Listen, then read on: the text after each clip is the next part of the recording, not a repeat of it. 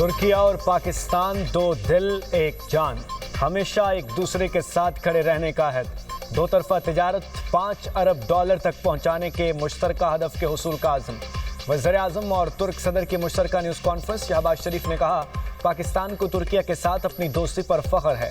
پاکستان اور ترکیہ نے ہمیشہ ہر مشکل میں ایک دوسرے کا ساتھ دیا، جنگ ہو، زلزلہ یا قدرتی آفات، ترکیہ نے ہمیشہ پاکستان کا ساتھ دیا۔ پاکستان اور ترکیہ کی شراکت داری کو نئی جہت دینی ہے۔ ترک صدر کا پاکستان کی ہر شعبے میں بھرپور حمایت جاری رکھنے کا اعلان۔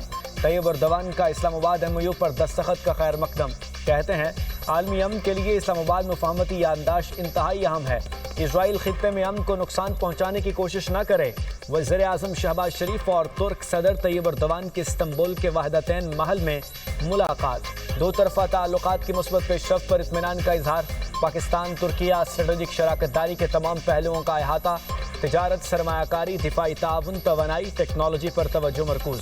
وزیر اعظم کی ترک صدر کو دورہ پاکستان کی دعوت۔ شہباز شریف ترکیہ کا 2 روزہ دورہ مکمل کر کے وطن واپس روانہ۔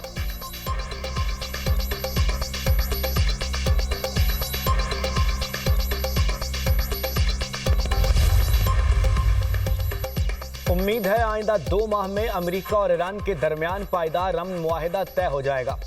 وزیر اعظم کی ترک ٹی وی سے گفتگو۔ کہا فیلڈ مارشل نے امن عمل میں کلیدی کردار ادا کیا۔ پاک ترکیہ بزنس ٹو بزنس کانفرنس سے خطاب میں شہباز شریف نے کہا اللہ کے فضل و کرم سے امریکہ اور ایران میں جنگ بندی ہو گئی۔ یہ کٹھن سفارتی مشن ہرگز آسان نہیں تھا۔ امریکہ اور ایران کے صدور نے پاکستان کی ثالثی میں MOU پر دستخط کیے۔ ترکیہ پاکستان کا مضبوط اور مخلص اتحادی ہے۔ پاکستان پر جنگ مسلط ہوئی تو ہم نے اپنی خود مختاری اور وقار کا دفاع کیا۔ فیلڈ مارشل کی قیادت میں افواج پاکستان نے دشمن کو وہ جواب دیا جو تاریخ کا حصہ ہے۔ مشکل وقت میں ترکیہ، سعودی عرب اور دوست ملکوں نے پاکستان کے موقف کی حمایت کی۔ شہباز شریف نے ترک کاروباری رہنماؤں سے اہم ملاقاتیں کی۔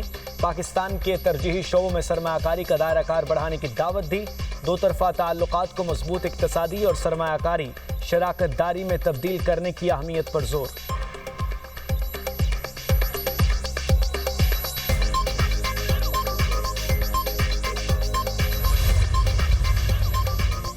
امریکہ اور ایران کے مذاکرات کا اگلا دور 11 جولائی کو پاکستان میں ہوگا۔ العربیہ ٹی وی کی رپورٹ کے مطابق مذاکرات میں ایران پر عائد پابندیوں، ایران کے منجمد اثاثوں اور جوہری پروگرام سے متعلق امور پر بات چیت کی جائے گی۔ ایرانی وفد کا حتمی فیصلہ ایران کے سپریم لیڈر آیت اللہ علی خامنائی کی تدفین کے بعد کیا جائے گا۔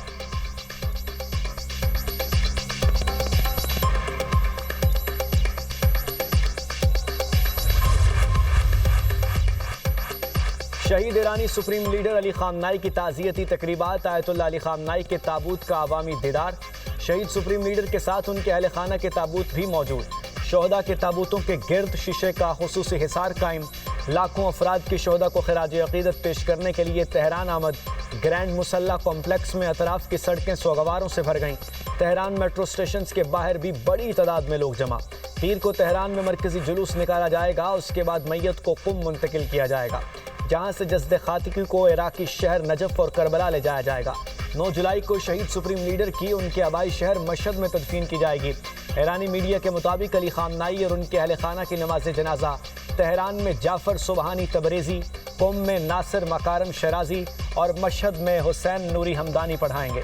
برطانوی میڈیا کا کہنا ہے کہ اب تک یہ واضح نہیں کہ سپریم لیڈر مجتبیٰ خامنائی نماز جنازہ میں شرکت کریں گے یا نہیں۔ آیت اللہ علی خامنائی کو 28 فروری کو ایران پر امریکی اور اسرائیلی حملوں میں شہید کیا گیا تھا۔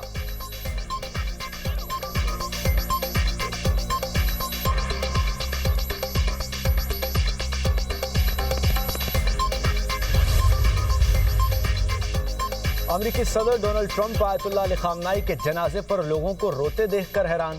امریکی ویب سائٹ ایکزوس کے مطابق صدر ٹرمپ نے انٹرویو میں کہا میں سمجھتا تھا کہ لوگ ان سے نفرت کرتے ہیں۔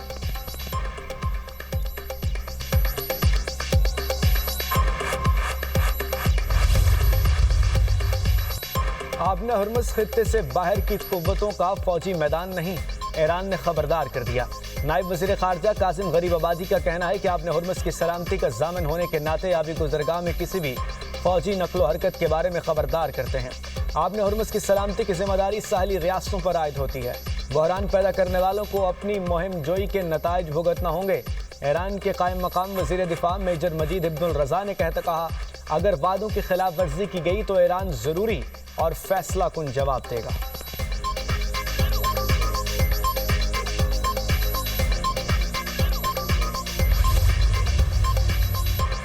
نیتن یاہو جانتے ہیں باس کون ہے؟ امریکی صدر کا انٹرویو میں اظہار خیال۔ ڈونلڈ ٹرمپ نے کہا کہ ان کے اسرائیلی وزیر اعظم کے ساتھ اچھے تعلقات ہیں۔ نیتن یاہو کے ساتھ ملاقات آئندہ ہفتے ہو سکتی ہے۔ اسرائیلی وزیر اعظم نے وائٹ ہاؤس میں ملاقات کی درخواست کی۔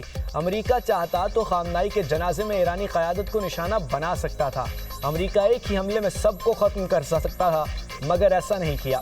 حملہ اس لیے نہیں کیا کہ پھر مذاکرات کے لیے کوئی نہ بچتا۔ جوہری مذاکرات کا راستہ کھلا رہنے کے لیے حملہ نہیں کیا۔ ایران معاہدہ کرنے کے لیے بےتاب ہے۔ ایران اور امریکہ نے جوہری مذاکرات ایک ہفتے کے لیے مؤخر کرنے پر اتفاق کیا۔ خامنائی کی تدفین کے بعد جوہری مذاکرات دوبارہ ہوں گے۔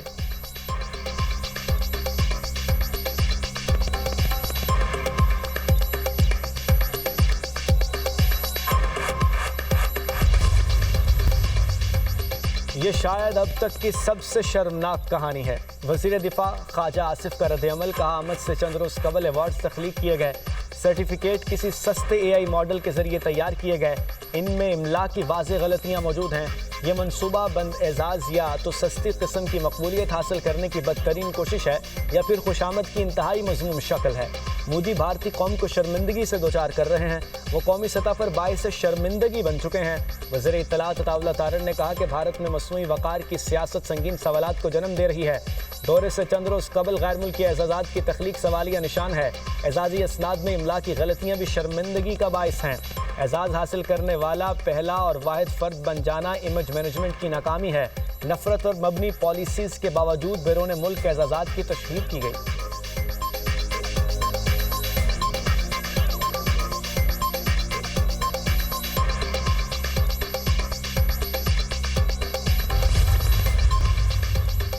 پاکستان میں تیل اور گیس کے شعبوں میں سرمایہ کاری کے پرکشش مواقع موجود۔ وزیر پیٹرولیم علی پرویز ملک کا بزنس ٹو بزنس کانفرنس سے خطاب، کہا ملک میں تیل اور گیس کی تلاش کے لیے 178 لائسنس جاری کیے جا چکے۔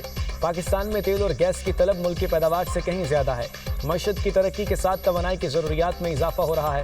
وزیر توانائی اویس لغاری نے کہا کہ پاکستان میں ٹرانسمیشن لائنز بچھانے کے شعبے میں سرمایہ کاری کے وسیع مواقع ہیں۔ بجلی کے نظام میں بہتری لا کر نقصانات میں کمی لائی گئی۔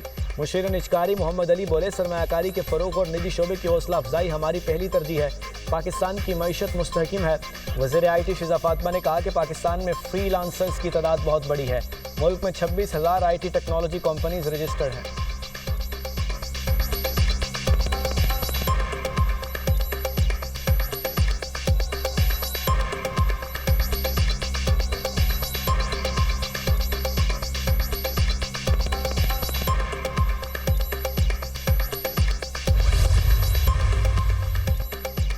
مریم نواز کا دسمبر تک 16 اضلاع میں کارڈیک کیتھ لیبز فعال کرنے کا حکم۔ وزیر اعلیٰ پنجاب کے زیر صدارت ہیلتھ اینڈ پاپولیشن ڈپارٹمنٹ کا اجلاس۔ مریم نواز نے فعال لیبز کی کارکردگی کی ہفتہ وار رپورٹ طلب کر لی۔ مریضوں کے لیے ادویات کی ہوم ڈیلیوری کے نظام کو مزید بہتر بنانے کا حکم۔ بریفنگ میں بتایا کہ پنجاب بھر کے ہر گھر کو ڈیجیٹل میپنگ کے ذریعے یونیک آئی ڈی الاٹ کر دی گئی ہے۔ پنجاب کے شہریوں کی صحت، طرز زندگی، معاشی حالات، پینے کے پانی، معذوری کا ڈیٹا بھی اکٹھا کیا جا رہا ہے۔ مریم نواز نے کہا کہ مستند ڈیٹا کے بغیر کوئی پالیسی مؤثر نہیں ہو سکتی۔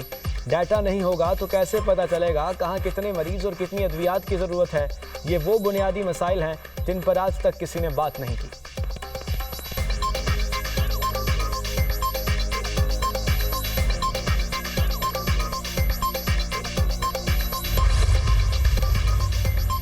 کراچی میں ٹریفک حادثات سے اموات کا سلسلہ تھم نہ سکا۔ قائد آباد میں بس الٹنے سے 2 افراد جاں بحق 6 زخمی ہو گئے۔ کیماڑی کے قریب گاڑی کی ٹکر سے راہگیر بچی جان سے گئی۔ رواں سال مختلف ٹریفک حادثات میں 490 افراد جان سے گئے، 5,835 افراد زخمی ہوئے۔ ہیوی وہیکل سے حادثات میں جاں بحق افراد کی تعداد 160 ہو گئی۔